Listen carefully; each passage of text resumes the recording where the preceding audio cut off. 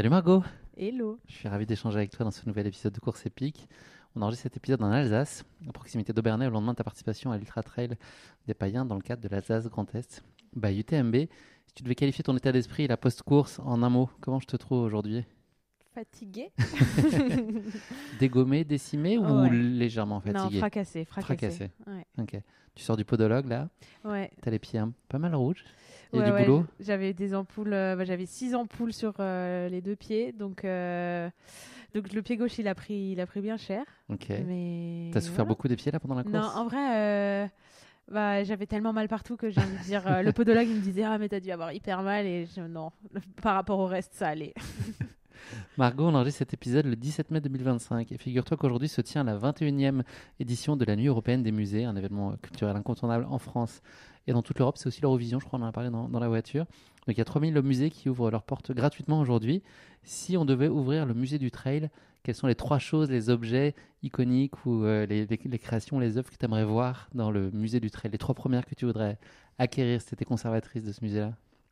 J'aimerais forcément une image d'Alexis Berg, je Mhm. pense. Bon choix. Euh, une paire de chaussures. De qui? Je dirais peut-être la Sense de chez Salomon qui est un peu emblématique des débuts du trail avec Kilian et tout. Ok. Et puis, On des, mettrait... ouais, des vas-y. gels. De gel, eh ben pourquoi pas. Ok, parfait. Bah, c'est un projet, hein, je me suis dit ça, me faire un musée du trail, ce serait pas con, à un moment. Oui, c'est Peut-être vrai, encore ça un peu existe pas tôt, du tout. mais bah oui, Ouais, peut-être un peut-être. business, on s'associe. Allez, on fait Allez, ça. go, on arrête On expose, l'épisode. on expose que les potes. Margot, c'est le début de l'épisode, je vais te demander de te présenter, mais à ce stade, tu peux pas me parler de sport et un peu de photos, mais quand même, déballe pas tout maintenant parce qu'on va en parler plus tard. Qu'est-ce qu'on peut savoir de toi, ton âge, où t'habites, ce qui t'anime profondément dans la vie, ton parcours? Alors, je m'appelle Margot Le Map. J'ai 28 ans, bientôt 29 là dans 2 semaines. J'habite dans le coin d'Annecy. Et alors, je peux pas parler de mon métier, de ma passion. Du coup, euh, j'écoute beaucoup, beaucoup de musique. Quel genre? Vraiment tout. C'est Ok. hyper bateau de répondre ça, mais Mhm. pour le coup, vraiment tout. J'aime beaucoup l'art. J'ai fait une licence en histoire des arts et communication. Donc j'ai un appétit pour ce monde-là. Et voilà. C'est déjà bien Ouais. quand on peut pas parler des deux choses qui occupent Ouais, l'essentiel de ta vie au quotidien. Je t'ai lu déclarer ton amour à la vie dehors au sens très large. C'est un sentiment qui est présent depuis toute petite. pas du tout. J'ai grandi, j'ai grandi ici en Alsace. Je trouve que la culture de l'outdoor est complètement différente ici que à Annecy en tout cas ou dans les Alpes. Et moi j'ai grandi, j'avais beaucoup plus la culture de la fête et des potes. Et non, j'ai commencé à courir qu'à mes 22 ans et à passer un peu plus de temps dehors.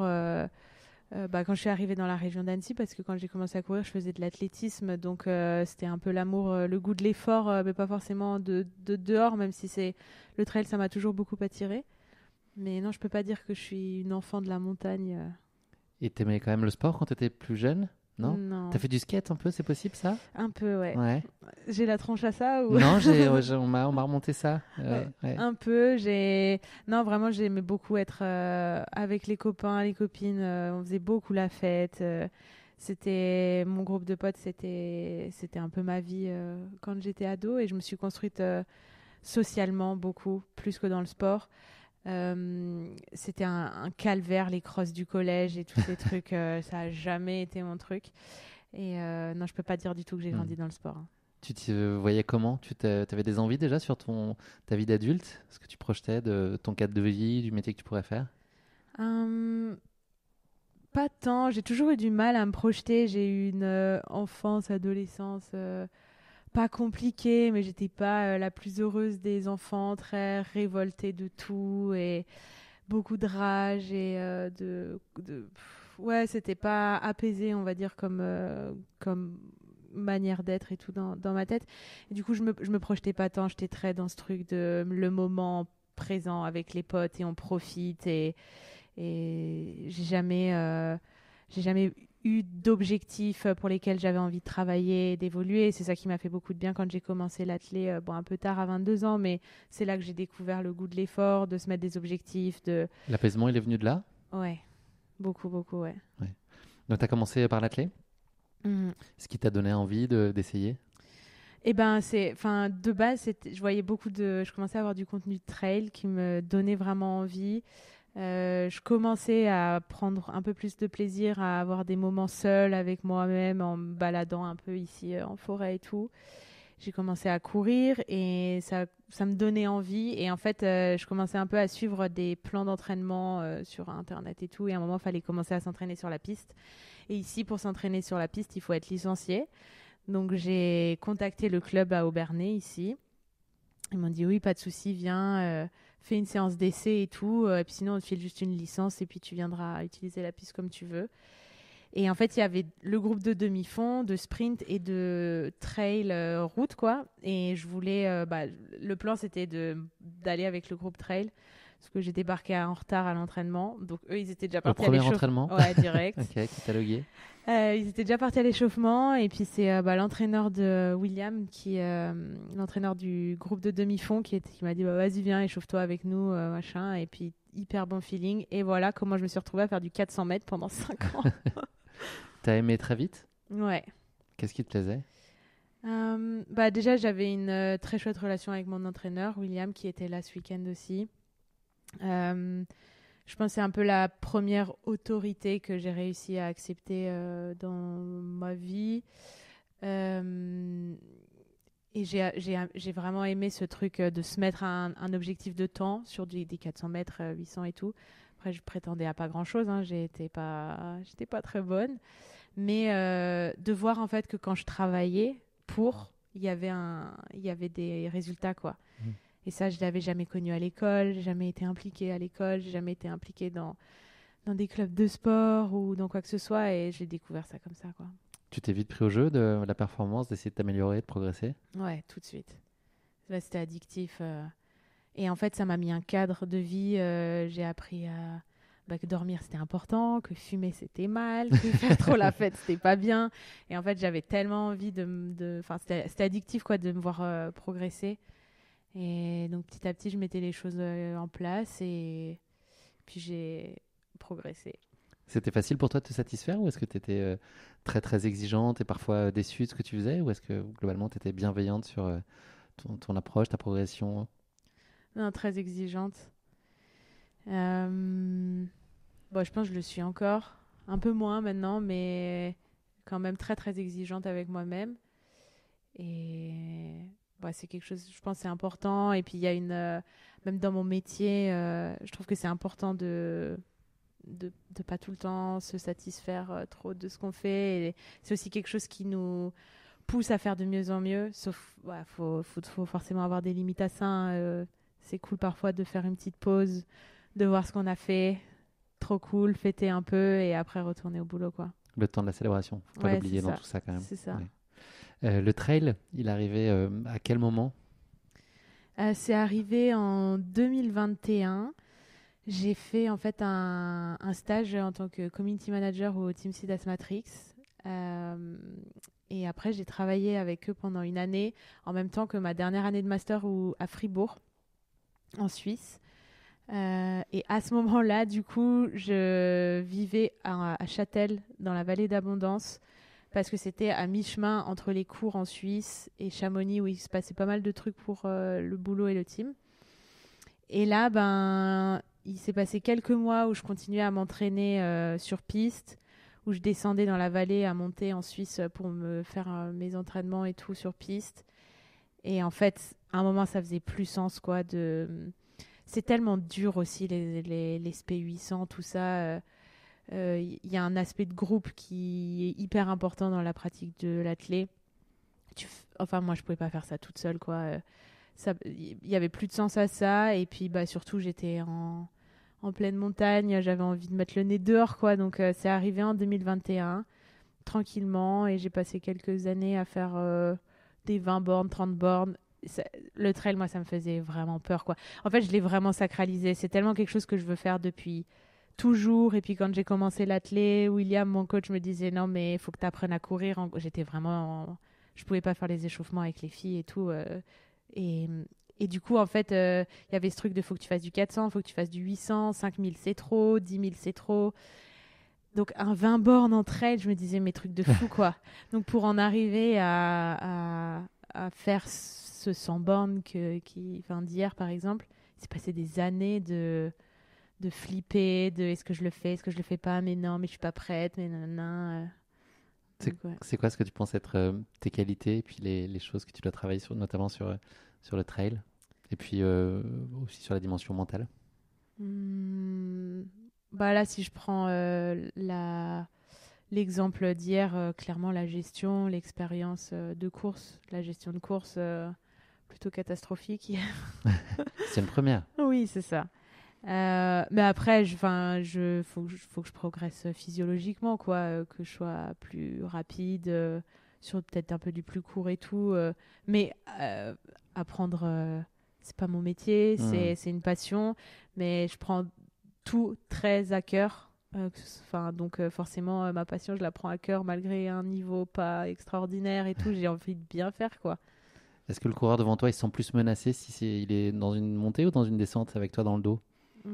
À plat, je pense. Ok. À plat ou ouais, j'ai pas vraiment de points forts, de points faibles. J'ai l'impression que j'ai encore vraiment beaucoup de choses à travailler. Donc, Et ouais. t'as la tête à toute épreuve? Ou tu peux te prendre des coups de calgon? Le mental qui décroche? Bah, hier, je me suis prouvé quand même que je pouvais m'accrocher. Ouais. Et je me suis prouvé, mais au Ventoux, là, il y a 2 mois, que j'étais assez compétitrice. On en parlait avec Evan, une copine qui m'a fait l'assistance, qui me posait cette question dans la voiture, à me demander si j'avais un peu cette rage envers les autres pendant la course. Et je lui disais que non, parce que venant de l'athlé, en fait, moi, c'était le chrono, quoi. Hmm. Je m'en fous, j'ai jamais été bonne à l'athlé, donc j'étais toujours dans les dernières séries, tout ça. Je m'en fous des autres, je veux juste faire mon chrono. Et je me suis découverte sur le Ventoux un peu ce truc de compétition, à vouloir jouer avec les autres, pas laisser passer. Mettre des ce- coups de coude, tout voilà, ça. décroche-pattes, Importante. Très très esprit important. trail. Mais ouais, du coup, un peu, je pense que je suis assez compétitive et Concrètement, sur une course, ça veut dire que tu es très en alerte sur éventuellement le temps de passage que tu as pu définir, sur. Enfin, tu as une approche non. assez rationnelle ou tu peux aussi te laisser complètement emporter par le truc, vivre l'instant tel qu'il est? Ouais, je suis bah ouais, complètement là-dedans. Je suis pas très. Bah, j'avais fait des temps de passage et tout pour calculer, bah, pour l'assistance, pour qu'ils sachent, qu'ils aient une idée d'où aller, quand et tout. Et puis pour la stratégie de nutrition. Mais au final, tu vois, je m'en souvenais même pas pendant la course. Hmm. À un moment, je me suis dit, ah, quand est-ce que je dois arriver à barre, et je me souvenais même plus de mes temps, quoi. C'était pas si important que ça au final. Hmm. Il vient d'où le bonheur en course à pied pour toi aujourd'hui? Est-ce qu'il faut qu'il y ait le dossard nécessairement pour avoir ce petit supplément d'émulation ou est-ce que tu te satisfais très bien d'une sortie tranquille du dimanche matin avec les copains ou un off? Est-ce que ça te va très bien aussi? Ah ouais, large. Je, Moi, ça me prend beaucoup de jus, les dossards, mentalement. Ça fait tellement mal Hmm. que j'ai pas. C'est une consécration après l'entraînement et tout. Mais 2 fois par an, c'est bien, quoi. Hmm. Et le reste du temps, bah, c'est une pratique au quotidien avec les potes et avec soi-même dans des endroits qu'on kiffe, quoi. Donc la compétition, c'est 0,001% de la pratique, quoi. Et tu mets pas d'enjeu particulier, pas Non, d'attente. non. J'ai juste envie, j'ai envie de me voir progresser, quoi. Mais je suis lucide sur mon niveau, je suis lucide sur mes capacités. Je prétends pas Hmm. être ce que je suis pas. Et Et lucide sur l'envie que tu as à y consacrer aussi, enfin le temps que tu as envie d'y consacrer, ça te va bien ouais, comme ça. c'est ça, ouais. Et avec mon métier, je peux arranger vraiment le quotidien pour quand même passer beaucoup de temps dehors. Et c'est quelque chose qui, au final, me fait beaucoup de bien. Je m'entraîne, je passe quand même beaucoup de temps à l'entraînement. Et en vrai, il n'y aurait pas de dossard. Le quotidien serait le même, hein. Hmm. Justement, ton métier, c'est la photo. Ton intérêt, il s'est développé quand? Il a été nourri de quoi? Enfin, à quel moment tu as commencé à vraiment t'intéresser? J'ai reçu mon premier appareil photo, je pense, je sais pas, je devais avoir 7 ans, un truc comme ça. C'est toi qui l'avais demandé? On me l'a donné. Ok. Mon père me l'a donné. Et ma maman m'a donné un réflexe, donc un peu plus gros boîtier, à mes 12 ans. Et là, j'ai commencé à photographier un peu tout ce qui m'entourait, mes potes. Et je pense, je sais pas, vers 15 ans il y a eu un petit switch dans l'approche où j'ai commencé à me créer des petits projets perso autour de ça. J'exprimais beaucoup cette rage adolescente. Hein. Au final, je pense qu'on est un peu tous passés par là, mais il y a beaucoup de... Enfin, c'était un peu thérapeutique. Mhm. Et donc, ça a toujours été présent. Et ouais, ça a toujours été présent. Et le jour où tu te dis, OK, la photographie à outdoor et notamment du trail, c'est ça que je veux faire maintenant, c'est sûr, et je me donne toutes les chances de tracer cette voie. C'était quand? Tu te souviens de ce moment-là? Ouais. C'était après le stage avec le Team Sidas Matrix. Donc, je faisais enfin, community manager. Et j'avais cette double casquette de pouvoir aussi faire du contenu, faire de la photo. Et quand j'ai terminé mes études, fallait se réfléchir à quoi faire quoi, dans la vie. Et puis, je partais un peu tout tracé pour faire, faire ça, faire community manager et tout. Et je parlais du fait que ce que je kiffais le plus, c'était la photo, quoi. C'était après de faire la gestion de la communication et tout. Je pense pas être la meilleure là-dedans et c'est pas là que je m'éclatais le plus. Et on m'a juste dit, mais une fois, on m'a juste dit, mais pourquoi tu ferais pas juste photographe? Et en fait, ma réponse à ça, c'était, mais en fait, j'ai peur. Je flippe que ça marche pas. J'ai peur de pas être légitime et tout. Et en fait, de le dire à voix haute, je me suis dit, mais ouvre les yeux, ma grande, tes raisons, elles sont pas du tout ok. Genre, essaye et tu verras. Oui. Tu as senti à un moment un point de bascule dans ton travail, le moment où tu as eu le sentiment que tu avais trouvé ta patte et ta façon d'être et ta singularité? Ouais. Après, c'est un process qui se fait d'année en année. Mais quand je suis arrivée, j'ai eu. En fait, j'ai pas eu la culture de la photo de sport.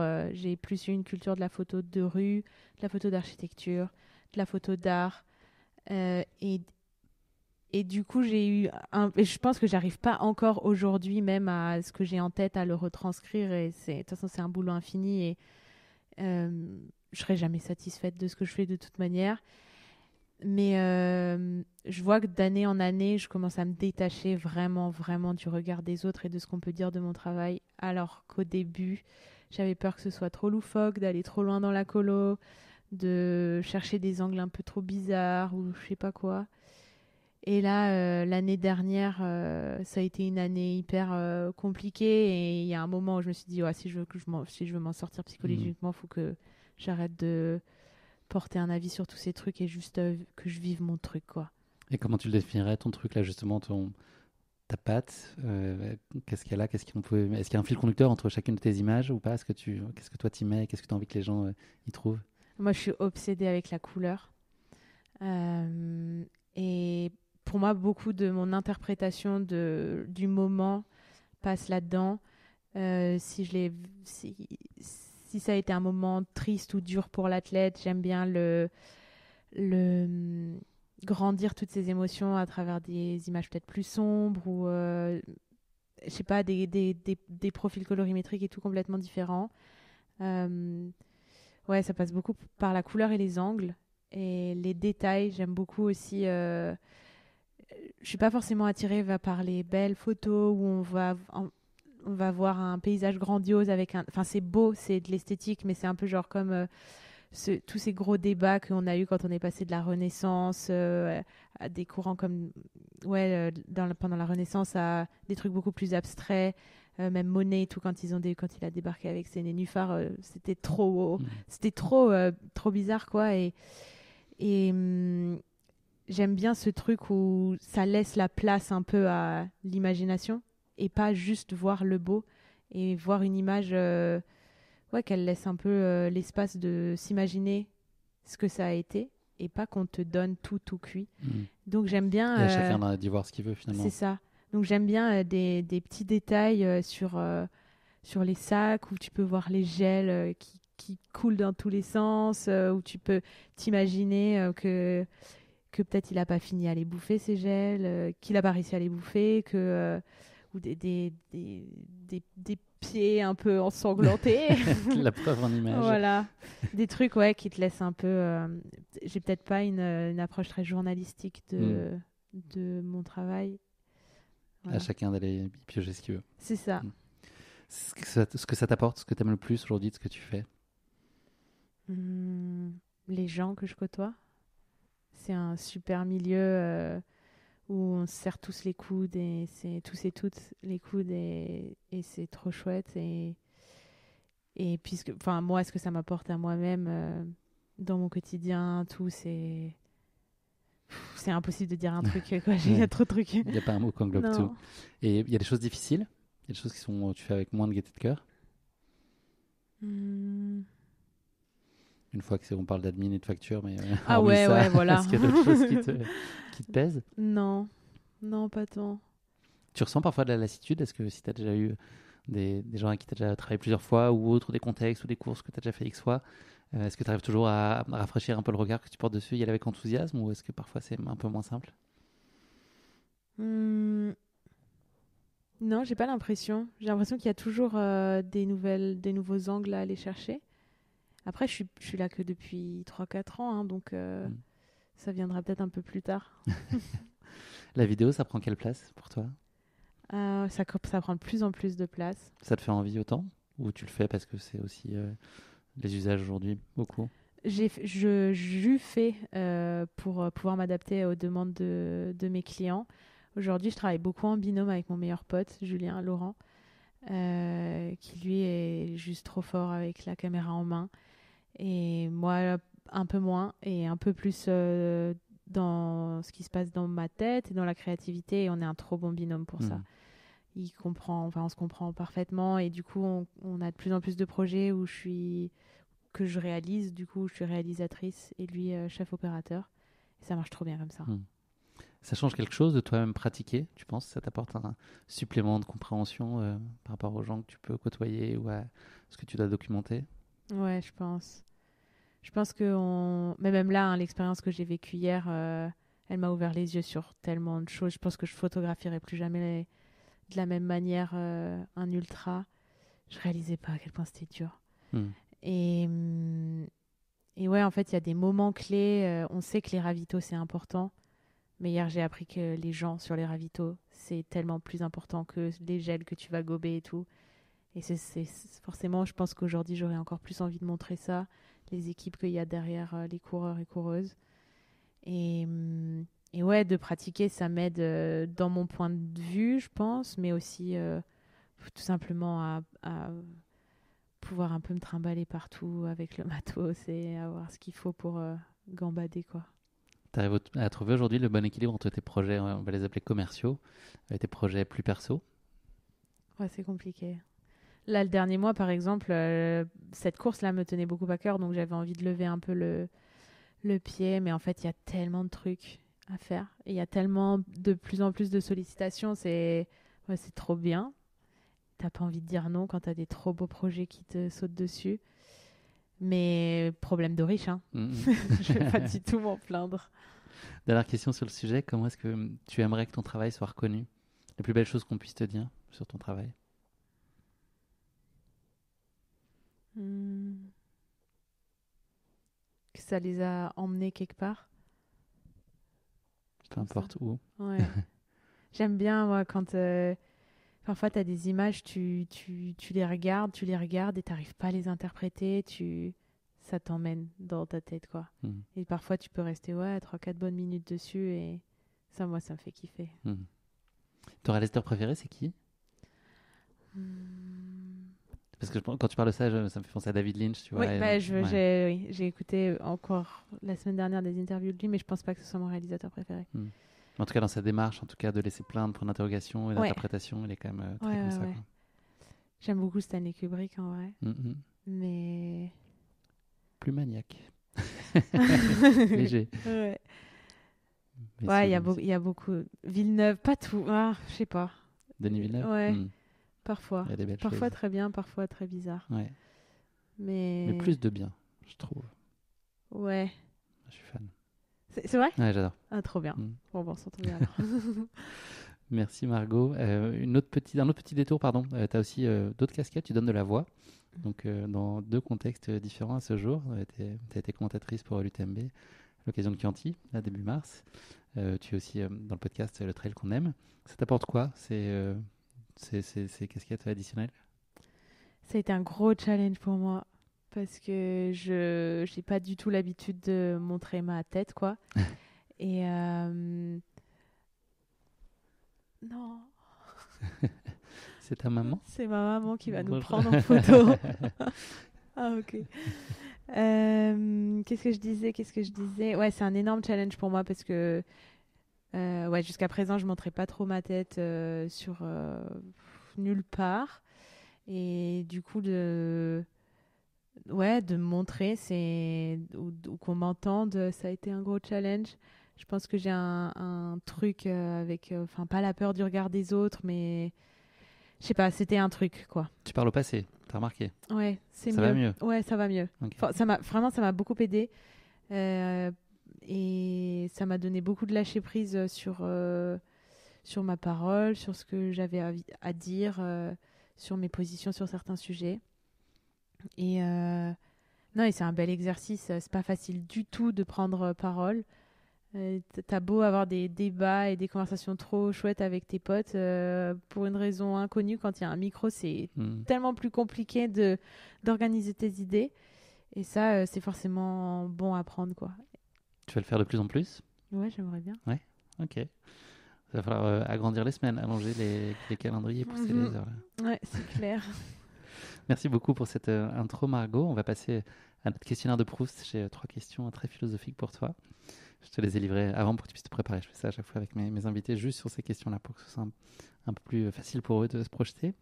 Le moment de ta vie que tu aimerais revivre, est-ce qu'il y en a un? Et bah du coup, j'ai cherché et j'ai pas un moment qui pop comme ça dans ma tête. Il y en a que tu n'aimerais pas revivre? Ouais, Des périodes, des moments? l'année dernière. Ok. Ouais. Trop? Trop. Ouais, trop de... Ouais, j'ai perdu mon papa et c'était un enfer. Ça va, tu te sors de ça? Ouais, là, ça va. C'était pour ça aussi que cette course, elle était importante. Ça fait 1 an. Mais c'était... en gros, il est décédé de suicide. Et c'est important pour moi de dire de suicide et pas qu'il sait, Mhm. pour enlever un peu euh, ce truc de c'est pas lui qui a fait, quoi, il a été atteint d'un truc dans sa tête qui, voilà. Et bah forcément là tu remets tout en question, quoi. Mhm. Et ouais, du coup année hyper compliquée avec énormément de... Enfin déjà le deuil et la remise en question de tout, quoi. C'est quoi la vie? Est-ce que ça va m'arriver? Putain, mais être heureux, c'est tellement important, en fait. Et je vais pas me prendre la tête avec ça. Mais enfin bref, un tourbillon émotionnel sans nom. Que tu as réussi à stabiliser là? Ouais, là, c'est... Depuis cet hiver, ça va beaucoup mieux. Cet hiver, j'ai vraiment coupé le boulot. J'étais passé l'hiver sur les skis. Cette prépa m'a fait énormément de bien aussi parce que j'ai passé tellement de moments seul dehors. Alors que d'habitude, j'aime trop être entourée, je suis tout le temps avec des gens et tout, et du coup j'ai une tendance à me distraire un peu trop de mes problèmes et de mes responsabilités. Et du coup, de passer du temps dehors, ça m'a beaucoup beaucoup aidé dans ce deuil et dans toutes ces réflexions. Mais du coup, ouais, l'année dernière, j'aimerais pas la revivre. Hmm. Si tu pouvais faire disparaître une habitude négative d'un simple claquement de doigts, une mauvaise habitude que tu aurais, ce serait quoi? Mon impatience. Ok. C'est dur à travailler ça. Ouais, je sais pas comment la travailler, mais c'est horrible. J'ai trop tout le temps envie de faire plein de trucs tout de suite et que ça arrive tout de suite, et j'ai du mal à penser long terme. Je suis très... Impulsive. Ouais, un Hmm. peu. Ouais, c'est dur à canaliser ça. Ouais, C'est pas grave. on est comme ça. Exactement. Si tu pouvais vivre une journée entière dans le corps de quelqu'un d'autre, qui tu choisirais et pourquoi? Michelle Obama. Ok, pas mal. Ouais. Tu voudrais faire quoi à sa place? J'aimerais juste ressentir les choses comme elle les ressent Hmm. et prendre un peu exemple. Ok, ouais. Elle est inspirante, effectivement. Ouais, tellement. Merci beaucoup, Margot. On va parler de ta course épique, donc le Trail Alsace Grand Est by UTMB. Je vais présenter ta course en particulier, donc l'Ultra Trail des Païens, qui s'élance Dorschwiller. N'hésite pas à me reprendre sur la prononciation, tu es plus calé que moi. Au pied du Königsburg, pour 110 km et 4200 de déplacement plus ou moins, c'est jamais ça à l'arrivée, mais ça donne à peu près un ordre d'idée à nos auditeurs. Donc les coureurs empruntent l'anticroute celtique qui longe le piémont des Vosges entre Vignes et première lueur du jour. C'est le début d'une traversée spectaculaire, jalonnée d'une vingtaine de châteaux forts, entre maisons à colombages et sentiers boisés. L'Alsace médiévale défile sous leurs pieds. Le mystère monte d'un cran à Mont-Saint-Odile et face au mur païen. Le secteur de Leidenkopf les plonge alors dans une ambiance celtique envoûtante. J'ai fait allemand en première langue. J'essaie de m'en sortir comme Tu je t'en peux. sors très bien. L'arrivée approche à travers les ruelles romanes de Rochheim avant de franchir les remparts de Bernay dans les délais de 24 heures qu'impose la barrière horaire de la course. Petite anecdote, ça passe littéralement devant la maison dans laquelle on est Ouais. en ce moment même en train d'enregistrer. Voilà, c'était poétique comme mise en bouche sur C'était cette course. Là, je sais pas magnifique. si tu l'as vécu avec autant de poésie hier. Ça se raconte bien à plat sur un iPad, mais quand on est sur les sentiers, les 110 km, ils passent peut-être un peu différemment. Alors dans le podcast, il y a une rubrique qui s'appelle La question qui pique de course épique. Donc tu vas pas y couper, ma pauvre Margot. On va parler de l'Alsace Grand Est, mais on va l'écrire différemment. Donc je te propose un test sur l'Alsace. Tu vois, Allez. l'Alsace Grand Est, autour du nom de ces villes et villages. J'ai 3 questions pour Énorme. toi et je pense que tu vas t'en sortir Allez. assez bien. Question numéro 1, Spatzel. Est-ce que c'est une ville alsacienne ou un plat allemand? C'est un plat alsacien. Ah ouais? Les Spätzle. Ah ouais? Ouais. Ah merde. Enfin, non, Ouais, c'est peut-être allemand, mais je pense qu'on se fait la guerre là-dessus. c'est des petites pâtes, c'est Ouais, ça? C'est ça. Ok, parfait. Bah, Non, tu l'as. t'as peut-être raison, mais Ouais. ma fierté alsacienne va devoir dire que On c'est chez valide. nous. En tout cas, c'est pas une ville alsacienne. Tu C'est l'as. ça. Molsheim, ville alsacienne ou Pokémon méconnu? Ville alsacienne. Ah, t'es forte. Mais oui, Balbronn, ville alsacienne ou Moblica? ville alsacienne. 3 sur 3, tu n'as pas du tout été à l'ouest. Bravo, je te félicite. Bien joué. On va parler donc de ton Alsace Grand Est maintenant, Margot. Comment est-ce qu'elle est née cette envie? À quel moment elle est née? Qu'est-ce qui t'a donné envie de t'essayer? C'est une première sur ce format-là de plus de 100 km. À quel moment ça s'est dessiné? Eh ben, je te raconte toute l'histoire. Ouais. Alors, On est bien installé là, moi j'ai le allez. temps. En gros, il y a eu la première édition il y a 2 ans. J'étais ici à la maison et il y avait des potes qui couraient. Je suis passée les voir et tout. Et je me disais, non, mais c'est quand même trop marrant, quoi. Moi, j'ai grandi ici en Alsace. Comme dit, je n'étais pas du tout dans le trail, dans le sport. C'est mon monde aujourd'hui, le trail, mais à Annecy. Mes potes ici, personne fait de sport, personne court, voilà. Et du coup, de voir mon monde d'Annecy dans mon monde d'ici, il y avait un truc où c'est trop cool. C'est juste trop, trop cool. Du coup, je me suis inscrite sur le 50, je devais faire le 50 km l'année dernière. Et donc, papa est décédé quelques jours avant. Et ce 50, je l'avais préparé, j'avais trop hâte. Voilà, c'était. Mais bon, il n'était plus du tout question de cette course. Et il y a eu les mois après le décès qui ont été hyper compliqués, où j'avais plus du tout envie de m'entraîner, tout ça. J'ai arrêté avec mon entraîneur. Et au bout de quelques semaines de déprime, je me suis bien rendu compte que c'était encore pire de rien foutre et que en fait, j'en avais quand La même réponse est dans besoin. l'action. C'est ça. Et j'ai commencé à m'entraîner avec Sabine Erstrom. Mhm. Et on a un peu discuté, on a appris à se connaître, tout ça. Et je lui ai raconté mon année, voilà, et mon lien avec le trail, vers où j'aurais eu envie d'aller. Et je lui ai dit, moi, mon rêve, ce serait de faire du long plus tard et d'aimer ça. Mais je me sens pas prête, voilà. Et on parlait des objectifs. Je lui ai dit, faudrait que je refasse le 50 pour boucler la boucle, pour quand même le faire. Et moi, dans mon deuil, c'est important. Elle m'a dit, pourquoi tu fais pas le 100? Je lui ai dit, je sais pas, c'est si long. Et on a un peu analysé les entraînements des derniers mois, années. Et en fait, ça va, c'était jouable, quoi. Et du coup, écoute, inscris-toi et vamos, quoi. Donc, je me suis inscrite. Et c'est devenu... j'ai adoré la prépa. Comment elle s'est structurée? Beaucoup, beaucoup de ski en hiver. J'ai fait un 10 bornes en février, je crois. Le Ventoux. Et là. Et j'ai un peu plus couru, du coup, dès qu'on n'avait plus trop de neige à la maison. Tu coupais complètement la course quand tu étais au pic du ski? Tu faisais que ça ou c'était exclusif? Il y a quand même un petit peu de place pour la course encore? Genre 2 footings par semaine, un truc comme ça. Mais pas de séance, que des séances à ski. Forcément, quand il y a eu le 10 bornes, on a un peu fait des spé, mais pas tant que ça. Et on a fait beaucoup moi, j'aime beaucoup les séances. On a fait beaucoup de séances d'intensité. Et voilà. T'es constante dans ta motivation ou c'est compliqué parfois pour toi? Ou c'est une discipline qui te va bien et qui te structure? Je suis constante dans le sens où j'ai tout le temps envie, mais pas forcément de la même manière. en fonction de comment je me sens, du boulot et tout. J'ai pas forcément envie d'aller faire des intenses. Si j'ai pas de jus, j'ai pas envie d'aller me faire mal. Et tu fais pas dans ces cas-là? Si je fais, je suis quand même.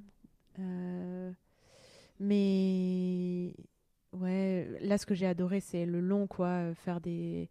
Bon, les intenses sont quand même. On a quand même fait des trucs qui fracassaient bien la tronche, mais ouais, de passer du temps. Et puis j'ai une très bonne copine qui fait du long aussi. Et du coup, enfin, pouvoir partager enfin, des sorties longues, c'est quand même trop bien, quoi. Et le vélo aussi. Hmm.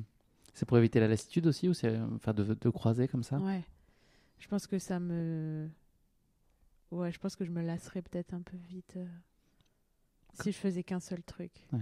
Comment tu te sens là au sortir de ta préparation? Tu dis que tu as fait tout ce qu'il fallait? Non, non, j'ai eu pas mal de boulot le dernier mois. Et j'ai fait tout ce qu'il fallait à l'entraînement. Par contre, je dormais pas. Enfin, je dormais pas beaucoup ou assez. Et puis le stress, enfin, je pense que tu vois quand tu as ton projet et tout, le soir tu dois dormir, mais tu es juste en train de ruminer tout ce qu'il faut faire le lendemain. Hmm. Et parfois, enfin, moi en tout cas, ça m'arrive de me lever pour le faire parce que genre, Ça t'occupe trop l'esprit, ça me ouais. prend trop de Mhm. jus sinon. Et du coup, enfin, voilà, donc le sommeil, un peu n'importe quoi. Et les tournages, tu laisses du jus aussi. Et je me suis fait une bursite au niveau du tendon d'Achille il y a un petit mois. Et du coup, en fait, les 3 dernières semaines, je courais que des 30 minutes par-ci par-là, quoi. Et je faisais Ok. du vélo et c'était tellement incertain le départ. Là, tu gamberges, t'as des doutes quand Ah tu es ouais, contrainte comme ça là? ouais, là j'étais. Je me disais, putain, mais cette course, ça va faire 2 ans là, genre, qu'est-ce qu'il me veut? Ouais, ça Enfin, je suffit la commençais à malédiction. aller Ouais. chercher des trucs ésotériques presque, à me dire pourquoi et tout. Et ouais, ça m'avait. Franchement, ça m'a. Autant les 2 premières semaines, j'étais un peu dans le déni du truc en me disant non, mais ça a le temps de se résorber et tout. La semaine avant, là, ouais, franchement, Hmm. ça me saoulait fort. Ouais. Tu connaissais à quel point le parcours? 50%. Toute la deuxième Ok. partie de course, en fait, c'est dans les forêts où on se baladait avec la famille quand on était petit. C'était organisé comment là, l'équipe autour de toi? C'était quoi l'idée? Une armée. Ouais. La Margot Army. Ouais. J'avais Louise Pénoat et Marine Noré, deux copines d'Annecy qui sont montées, qui étaient les chefs d'orchestre des ravitaillements. Marine, elle nous a fait une masterclass de logistique. On avait un groupe avec toute la famille, les potes et tout. Et voilà, c'était trop bien de relire tout A après la course. posteriori, ouais. Ouais. Puis elle leur avait fait du coup un doc avec tous les endroits où j'allais être, mes temps de passage, les points GPS pour qu'ils puissent venir me suivre. Elle leur envoyait des vocaux pour les tenir au courant. Tout le monde Incroyable. demandait de poser des questions pour ça parce qu'il y en a qui étaient pas là, quoi, pour savoir comment ça allait. Et du coup, ça a permis aussi. Donc, elle a aussi géré les ravitaillements avec Louise Mhm. sur place, ce qui a permis à ma famille, ma mère, mon ancien coach Willem qui était là, mes cousins, des potes, ma meilleure amie et tout, d'être là sans avoir la pression de devoir gérer un ravito, même si. Enfin, en tout cas, eux, ça les stressait un peu. Donc, elles ont trop Service géré. premium, hein. Ah là, Ça te fout la pression là de sentir qu'il y a tout ce petit beau monde derrière au garde à vous là? Ou c'est juste du positif? c'est juste du positif, mais en vrai, quand je les ai vus débarquer, parce qu'en plus, Loulou, elle s'est fait les croisés, elle est en rééduque et tout. Je sais ce que. Elle repartait en centre et tout demain. Et quand je les ai vus débarquer là dans la cour, je me suis dit, oh putain, faut pas que je bâche là. Il y a quand même de l'implication et tout dans cette histoire. Mais c'était de la force, quoi. C'était de la force et c'est sûr et certain que j'aurais pas terminé sans elle et sans eux. Hmm. C'est quoi ton objectif sur la course? Franchement, terminé. Explorer ce format-là et Ouais, terminer. ouais, comme dit, c'était ce symbole par rapport à cette année de deuil et tout. C'était me retrouver seule avec moi-même, mes pensées pendant 13 heures. T'as plein de Euh, choses à te dire? je pensais, mais en fait, Non? non. Je pensais que je ruminerais, que je réglerais tous les problèmes existentiels de ma vie, mais Ou tu les as réglés très vite et puis après t'en avais plus? c'est Non? ça. Hmm. Non, mais globalement, ça fait quand même un petit temps que j'arrête de trop ruminer et que ça va quand même beaucoup mieux. Mais non, j'étais vraiment en mode droite-gauche, droite-gauche, droite-gauche. Mais j'avais envie d'explorer ça. J'ai toujours. Enfin, je pense que je suis un peu cérébrale ou. Et du coup, je me demandais si j'allais péter les plombs avec moi-même pendant 13 heures, si j'allais me supporter. Et en fait, ouais, je me supporte bien. Ça y est, on est le vendredi 16 mai, c'était hier. Le départ est imminent. T'es dans le sas, t'es comment? C'est la fébrilité, de l'enthousiasme, de l'impatience? Ah, mais déjà, truc de fou.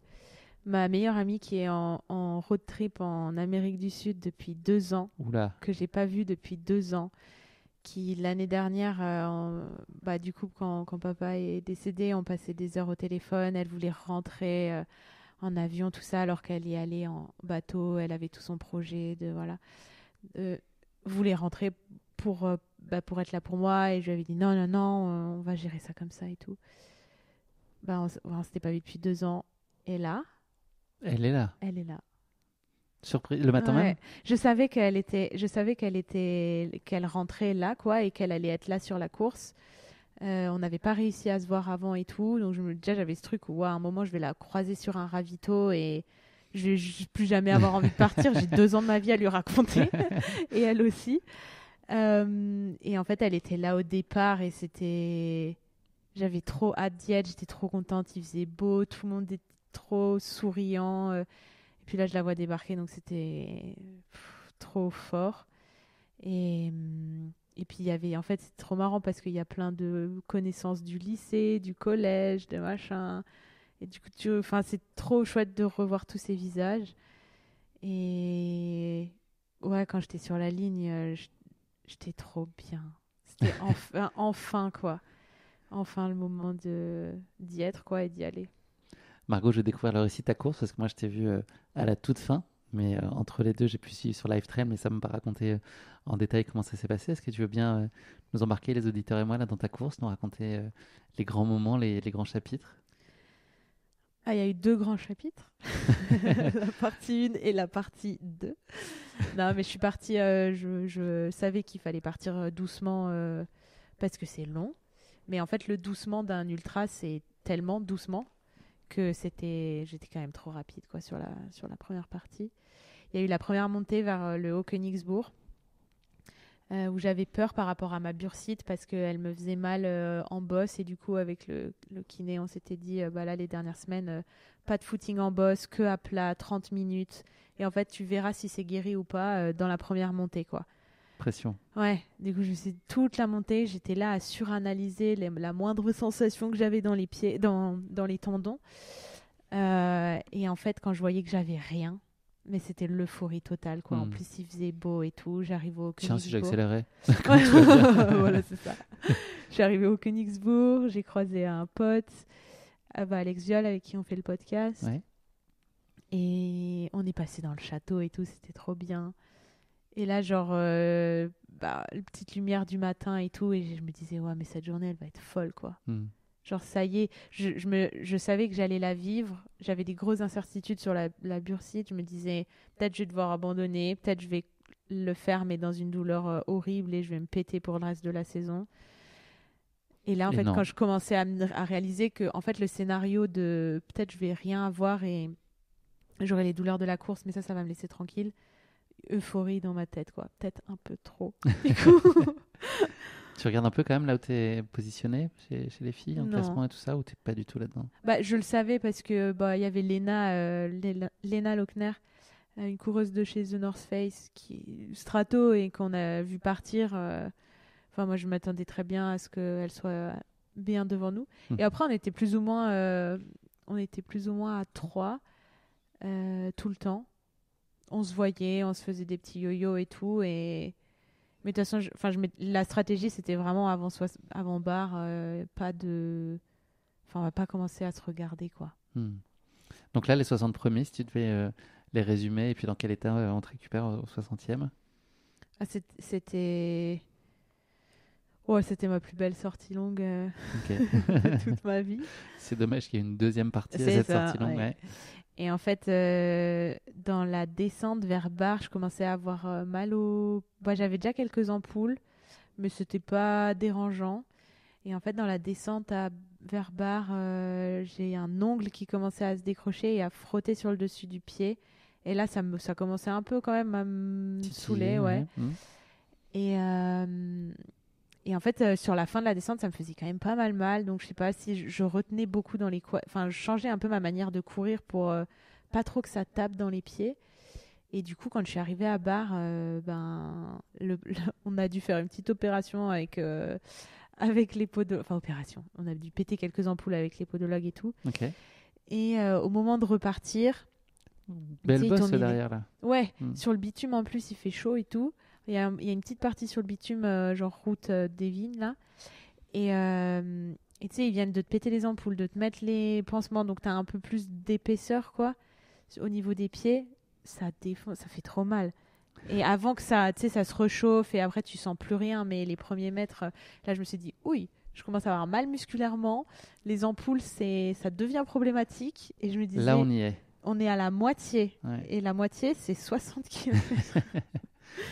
Là, j'ai pris un petit coup au moral. Et après, il y avait la montée. Donc, on montait au Saint-Odile. Mhm. Il y a un trop beau chemin là-haut que j'aime. J'adore aller courir en haut. Et quand je m'imaginais la course, je m'imaginais ce chemin. Ok. Et je m'imaginais être bien sur ce chemin. Et j'étais trop mal. Et je suis arrivée au Saint-O. Je leur ai dit, là franchement c'est vraiment horrible, j'ai vraiment mal, c'est musculairement, hein, les pieds, c'était vraiment le cadet de mes soucis. Et ils m'ont trop remotivée et début de la deuxième partie. Juste pour donner une idée à nos auditeurs, le type de terrain, c'est pas très technique, c'est ça? Ouais. C'est quoi? C'est beaucoup des singles Ouais, c'est des forêts d'hêtres, de châtaigniers. Il y a des routes forestières, il y a des singles. Il peut y avoir des passages techniques avec des racines, mais c'est du terrain stable, donc c'est pas trop piégeux. Ouais, voilà. On peut faire confiance au terrain. Quand tu poses le pied, tu sais que ça va pas bouger. T'as des endroits, le sol, c'est un peu des forêts de pins, donc tu sais, c'est tout flou, flou. Et c'est hyper agréable. C'est en forêt, t'as les odeurs, moi j'adore les forêts, donc je sais pas si c'est parce que j'ai grandi ici ou pas, mais c'est dans ton élément, ouais. C'est une très très belle course. Il a fait chaud hier. Ouais, mais en forêt, du coup, ça va. J'ai vu quelques vidéos où, à des ravitaillements où certains coureurs et coureuses s'en plaignaient, et pourtant je crains la chaleur d'habitude, je crois. Mais là, ça allait. On te reprend Mont-Saint-Odile, donc 70e. Comment se passe la suite, Margot? Ouais, bah, jusqu'au Mont-Saint-Odile, c'était l'enfer. Après, bah, ils m'ont trop remotivée. J'ai mis la musique, ça m'a donné un coup de boost. Toujours efficace. Ouais. Et ensuite, ouais, mais après, c'est l'histoire de la deuxième partie. À chaque fois que je les vois, c'est bien pendant 40 minutes, 1 heure. Et après, c'est dur, quoi. Et c'est marrant quand même parce que tu te dis ton corps, enfin, c'est physique, quoi. Si t'es fracassé, il se passe un truc dans tes muscles et tout, quoi. Et en fait, tu peux avoir des petits déclics mentaux où il y a tout qui va bien, quoi. Ouais. Mais donc ouais, c'était un peu cyclique en gros. Ouais, un peu c'est ça. Avec tout ça. Donc après le Saint-O, je sais qu'il y a un moment, j'ai mis mes écouteurs et je me suis dit non mais maintenant c'est bon, genre arrête de chouiner là, t'y vas et voilà. Et c'était un peu le mood pendant 1 heure et après, oh merde, en fait c'est vraiment dur. Et le ravito d'après, du coup, c'était Klingenthal. Et la demi-heure avant Klingenthal, wow. Et dans la descente pour Klingenthal, mes grands-parents sont là. Mes grands-parents qui habitent la moitié de l'année aux États-Unis, que du coup, j'ai pas vu depuis très longtemps, qui sont rentrés mardi. Et ben, je vois quoi, ma petite grand-mère avec son téléphone à clapper en train de me prendre en photo. Irrésistible. Ouais. Et puis quelques mètres plus bas, mon grand-père, pareil. C'était trop chou. Ils appelaient ma maman et toutes les marines et tout pour leur dire que je courais, que c'était bien, machin. Que tu volais, voilà. que c'était trop facile. Oui, mais je pense qu'il y a un peu le biais qu'ils m'aiment bien, du coup, voilà. Mais non, ils ont participé au truc et tout, c'était trop chou. Dernière grosse bosse ensuite? Là, je pense que c'était le pire du pire. Quand je suis arrivée déjà au ravito à Klingenthal, je commençais à avoir mal à mon tendon et à la bursite. Et enfin. Ouais, ouais, c'est ça. Et je croise Anto Anthony Felbert. ouais, avant le ravito. Et Anto, on en avait pas mal parlé de cette histoire de bursite avant la course, où Anto, c'est un peu la sagesse incarnée, qui me disait si t'as trop mal, le fais pas. En plus, lui, il s'est quand même tapé une belle fracture l'année dernière qui l'a empêché de faire plein de belles choses dans son été. Donc il avait un peu cette voix de prends pas le départ si tu le sens pas, il y aura d'autres courses, voilà. Et du coup, quand j'ai vu Anto, que je me suis dit, mais je vais lui dire, j'ai mal à la bursite. Il va me dire, c'est bon, arrête, tu vois. Et il m'a dit, il reste 20 bornes, tu peux pas arrêter maintenant, ça va pas s'empirer maintenant. Ok, bien. Continue, tu vois. Ouais, inattendu. Ouais, inattendu. Je me suis dit, merde, Ça y est, c'était ton ma seul seule espoir. chance de sortir d'ici. Et après, j'arrive au ravito et tout, je raconte ça un peu à tout le monde. Je suis restée posée, je pense, bien 5 minutes. Et je sais pas, ils m'ont trop motivée, quoi. Et pendant 5 minutes, ça allait. Et dès que je les voyais plus, j'étais en mode, oh merde, je suis repartie. Je suis repartie. Est-ce que malgré tout, tu vis quand même cette expérience nouvelle, tu vois, sur de telles distances, avant même l'arrivée, en te disant qu'il y a quand même des trucs chouettes, que tu comprends pourquoi aussi les gens aiment ces formats longs et autres, au-delà de ta douleur qui est, je pense, inhérente à ces formats-là. Est-ce que cette exploration-là nouvelle, elle te plaît? Je pense qu'il va me falloir un peu de temps. J'avoue que pendant la course, il y a quand même eu pas mal de moments où je me disais, mais qu'est-ce que je fais? Qu'est-ce que je suis en train de faire là? Genre, cette sensation d'être en train de me détruire le corps. Et ça, c'était pas agréable et je sais pas à quel point je suis OK avec ça ou pas pour le moment. Hier, quand je suis arrivée, bah, c'était trop bien, tellement d'amour de tout le monde et c'était trop chou. Et quand on me disait, j'espère que t'es fière de toi, hier, non. Enfin, c'est pas que je m'en voulais, mais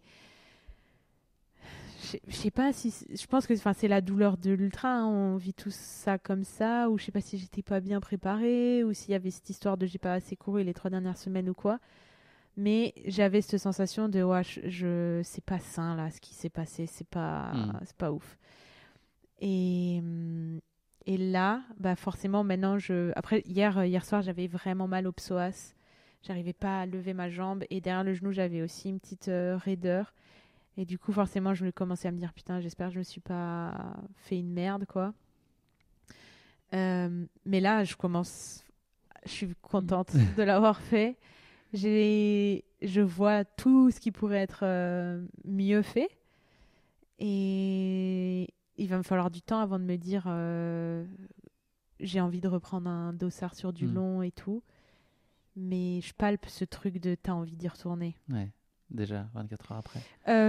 Non, Léger, je table sur le fait que ça viendra d'ici quelques semaines. Ouais. Mais là, ouais, j'avoue quand même que ça m'a beaucoup questionné sur la pratique du long, quoi.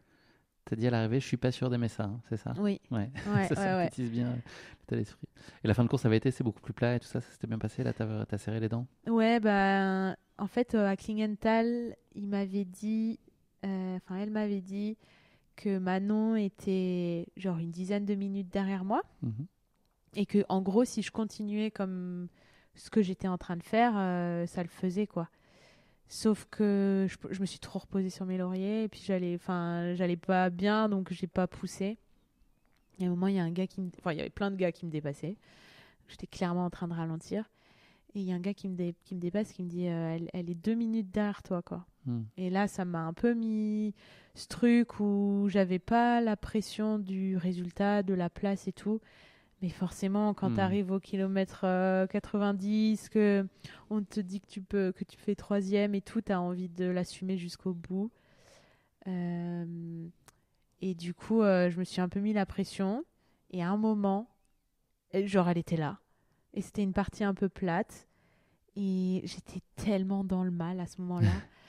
Et elle avait l'air trop bien. Parce qu'à un moment, je me suis retournée et je l'avais vue et elle courait avec un gars et ils discutaient et tout. Et je me disais, mais là, elle va arriver, elle va me bouffer, quoi. C'est du bluff, hein, t'es au courant? C'est vrai? C'est orchestré ça. Ah bah, ça a marché. Non, je sais pas. Et du coup, ouais, elle est arrivée à côté de moi et je crois qu'à un moment, j'avais la musique à fond les ballons pour essayer de garder le rythme et tout. Et je crois qu'à un moment, elle a voulu me dire un truc et j'ai pas tilté, j'avais pas la force de parler et tout. Je me suis juste dit non, mais et elle allongeait la foulée, elle allongeait la foulée. Et c'était sur une partie plate où moi je me sens assez bien à plat en général. Et je sais pas, il y a eu un coup de faut y aller. Et là, j'ai remis un rythme et ça a refait le trou. Et là, je me suis dit, maintenant, genre, assume jusqu'à la fin, quoi. Et c'est pas, on va pas faire le yo-yo, quoi. Ah, genre, je mets un coup, je suis cramée, elle revient, après c'est elle, après c'est moi et tout. Ouais. Et Tente-le, quoi. Et puis au pire, tu ouais, perds. c'est Mais ça. ouais. Mais en fait, j'avais déjà tellement mal. J'avais mal partout. J'étais en mode là, si j'ai cassé quelque chose quelque part, c'est cassé. Genre, je peux pas avoir plus mal que ce qui est en train de se passer. Et je suis arrivée au ravito de Rosheim. Tous les autres ravitaux, j'avais pris le temps de me poser, de parler avec les filles, de faire un peu le plein de love et tout. Là, j'étais en mode, faut qu'on fasse express, elle arrive. Il y avait mes cousins qui étaient là, apparemment, je les ai même pas vus et tout. Et après, bah, toute la montée là du Kilps, dans le jardin et tout. Et puis après, enfin, arrivé quoi. Et j'ai enlevé les écouteurs. Ouais, quand on était dans la forêt là en face, à un moment, je me suis dit non, là, je pense que c'est bon. Je commençais à avoir les émotions de ce truc de symbole, de machin et tout. Ça commençait à me prendre un peu aux tripes. Et j'ai enlevé les écouteurs et je me suis dit non, là, je pense que c'est bon. Et la dernière partie, j'ai kiffé. Quand je t'ai croisé à la quasi toute fin, la dernière kilomètre, t'étais tout sourire. Dans la douleur, mais quand même, t'étais bien. Non, mais t'avais la tchatche. là, la manière dont je le raconte, en fait, j'ai été très transparente avec toutes mes potes et voilà, pendant tout le long, sur le fait que c'était dur et tout. J'ai pas envie de désacraliser ce que c'est, de minimiser ce que c'est. Je sais pas si j'ai un seuil de tolérance à la douleur qui est moins élevé ou quoi, mais ouais, c'était dur quoi. Et le plaisir, il viendra après. Et toute la première partie de course, comme dit, c'était, je pense, un des plus beaux trucs que j'ai vécu jusqu'à maintenant. Ah, mais peut-être que c'est ça le truc que je voudrais revivre. Ta plus belle sortie longue de début de course. C'est ça. Ouais, c'est bien. Mais ouais, c'est vraiment dur. Et en fait, je m'en rendais pas du tout compte alors que c'est des événements que je shoote beaucoup et tout. Mais c'est un truc de fou, quoi. Enfin, peu importe le temps, la place et tout. Enfin, c'est un truc de fou. Ouais, c'est bien de le mesurer. Ouais. Écoute, ma chère Margot, on va parler de ton chrono 13h18 quand même pour venir à bout de tout ça. À la 3e place, bravo. Donc Lena Lochner, effectivement, qui l'a emporté. Anne-Sophie Poelestad ensuite, en 2e position. Et chez les garçons, c'est Théo Le Boudec, devant le Finlandais Jusso Simpanen et Samuel Dubois, le Belge. Voilà. Un joli podium aussi chez les garçons. Et Lena qui fait 6e au scratch. Et 6e au scratch, ouais. absolument. Ouais, je crois qu'il a fait une course de fou qui est remontée tout le long et qui nous a mis quand même 2 heures. Enfin, moi, elle m'a mis presque 2 heures, je crois. Ouais, donc, c'est quand même, enfin, voilà, faut remettre les choses dans leur contexte. On va aussi, pas bouder notre plaisir avec ta 3e place, ouais. Margot, n'essaye Oui, pas. mais On savoure. On est content pour toi. Qu'est-ce que tu aurais fait de différent là, fort de cette expérience? Est-ce que tu sais déjà ce que tu corrigerais? Sur cette course ou si j'en refaisais une autre? Sur ouais, l'apprentissage de ce format-là, etc. Comment est-ce que le prochain, pas forcément ici, mais comment est-ce que tu l'appréhenderais? Le début, c'est vraiment lent. Je sais pas si ça vient des courses plus courtes que j'ai faites ou quoi, mais en fait, j'avais aucune notion de ce que c'est que un début de course de long. Et pour moi, c'est ça la grosse erreur que j'ai faite, entre guillemets. Mais sinon, tout était parfait. Hein. Ouais, tout était parfait sinon. Mention spéciale à ton crew quand même, ouais. De l'espace. Ouais, ça. Ils ont été forts. Ah ouais, là. Ça fait rêver hein, d'être ouais. aussi encouragé. Ouais, c'est trop... Tu le mérites, c'est sûr. Ouais, c'était hyper apaisant aussi sur cette ligne de départ de me dire il y a tout le monde qui... En fait, tout est déjà gagné, quoi. Genre, je suis là, j'ai toutes mes potes, j'ai ma famille, tout le monde est là, ma vie est trop cool, mon taf est trop cool, tout est trop bien. En fait, genre, le boulot, il est fait, quoi. Et je suis prête, et puis si c'est pas cette course, ce sera une autre et tout, mais c'est... Pas mal de sagesse, quand même. Ouais, c'est arrivé au moment de la course. Une image que tu retiens, qui exprime au mieux cette course? Ouais, j'ai beaucoup, pour le moment, encore de souvenirs de la 2e partie. Mais les ravitaux. Hmm. Les ravitaux, ouais, les potes, quoi. Exactement, les poètes, la vie. Margot, on va parler un peu d'avenir. Désolé, je vais te reprojeter dans de la course. Allez. C'est quoi la suite, tes envies? Est-ce que c'est trop tôt pour le dire? Est-ce que tu as déjà une idée de où est-ce qu'on pourra te recroiser avec un dossard sur le ventre là bientôt? Je suis inscrite aux France de Long à Val En d'Isère. juillet. Mais bon, on va voir comment je récupère de ça et tout. On y va avec le club d'Annecy. Et du coup, il y a Marine, Louise, Eva, toutes les copines, Mathilde et tout. Et du coup, c'est aussi ce côté-là. Quand on a décidé de mettre cette course dans le calendrier et tout, c'était en mode pour être avec les potes et pas en faire une prépa de fou et tout parce que je savais que j'allais être rincée, mais je pense que je suis plus rincée que ce que je pensais et que là, il faut pas me parler de sport pendant 2 semaines. Peut-être je ferai du vélo dans 3 semaines. Et Hmm. c'est très probable que j'ai pas envie de me remettre des intensités dans la tronche et tout pour être prête. Voilà. Donc, on verra Ouais. pour les France. Et sinon, j'ai pas pris de dossard. C'est compliqué avec le boulot en vrai. Hein. Je sais pas, j'aime peut-être en vrai, un 70 ou un 80, ça pourrait me faire envie en fin d'année. Ok. Mais la vie est trop aléatoire pour faire des plans si longs. Une Saint-Élion, ça pourrait te faire envie? Non. D'accord. Et t'as une course qui te fait vraiment très envie? J'ai une course qui me fait rêver, mais je pense, elle me fait rêver de par le mythe, pas forcément pour la courir, mais la western. Mhm. Ouais, je sais pas si j'aurais envie de la courir ou pas, mais en tout cas d'aller la photographier et tout, j'aimerais trop. Et je pense qu'une fois que t'as... Ouais, mais c'est hyper compliqué ce truc de... En fait, toutes les plus belles courses, t'as un peu envie d'y mettre les pieds, mais aussi le boîtier. Donc, Ouais, c'est compliqué de ouais. jongler. Enfin, c'est compliqué. Non, oui, non, Ouais. c'est un joli problème. Ouais. Mais effectivement, quand t'as les deux casquettes, c'est compliqué de bien réussir les deux, Ouais. quoi. Faut Oui, et choisir, puis je moi, pense. comme dit, hein, le sport et tout, c'est ma passion, c'est ce qui me fait du bien et ça m'aide à me sentir bien dans ma vie et du coup dans ma carrière. Mais ma carrière, c'est la place numéro un. Hein. Je me sens pas du tout. Là, ça me fait hyper bizarre hein, que tu me poses toutes ces questions sur ma course et tout. J'ai pas. Ouais, c'est pas. Je me définis pas trop comme ça, quoi. Hmm.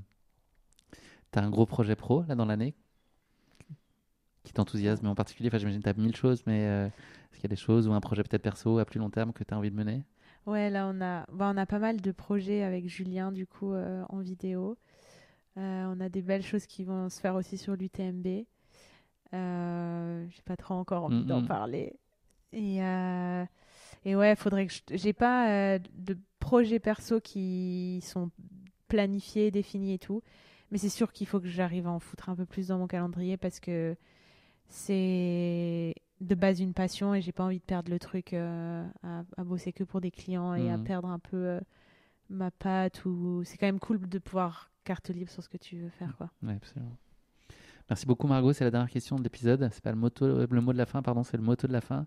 Une devise donc de ta création ou existante qui pourrait illustrer ta philosophie de vie, ton rapport à ton sport, la façon dont tu vois les choses.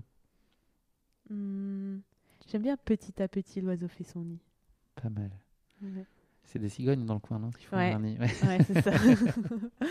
Ce sera notre mot de la fin. Merci beaucoup Margot, c'était un super moment. En plus dans un cadre hyper bien, là ton canapé, c'est un Confort, hein. truc de dingue. Ouais. Ouais, franchement, là il y a l'écran juste en face, on a envie de se poser là samedi soir, c'est tranquille. Merci pour tout, c'était très chouette, ravi d'avoir pu Merci à faire toi. ta connaissance à cette occasion. Bravo pour ta course quand même. Merci. Ne minore pas ce que tu as fait, c'est très chouette, c'était une première, donc c'est quand même admirable de t'en être aussi bien sorti. Et puis on sait quel sens elle avait aussi cette course pour toi, donc c'est chouette que tu sois allé au bout comme ça, la tête haute. Et Merci. voilà, le cœur léger. Merci Margot. Merci. Et bonne course à toi Et ouais. demain.